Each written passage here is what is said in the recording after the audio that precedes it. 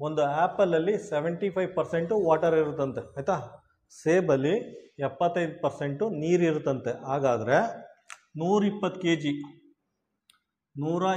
K G ಆ್ಯಪಲಲ್ಲಿ ಎಷ್ಟು ನೀರಿದೆ ಅಂತ ಫೈಂಡ್ ಔಟ್ ಮಾಡಿ ಅಂತ ಕೇಳಿದ್ದಾರೆ.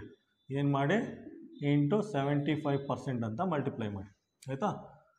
ಸಿಂಪ್ಲಿಫೈ ಮಾಡಿ 120 ಇಂಟು 75% ಪರ್ಸೆಂಟ್ನ per 100 ಅಂತ ಹಾಕ್ಕೊಂಡಿದ್ದೀನಿ ಆಯಿತಾ. ಇದು ನೋಡಿ 25 ಇಂದ ಹೋಗುತ್ತೆ, 25 3s 25 4s ಆಯಿತಾ.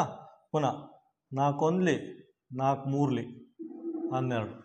30 ಇಂಟು 3 ಏನಾಗುತ್ತೆ, 30 ಇಂಟು 3 ಏನಾಗುತ್ತೆ 90 kg ಆಯಿತಾ.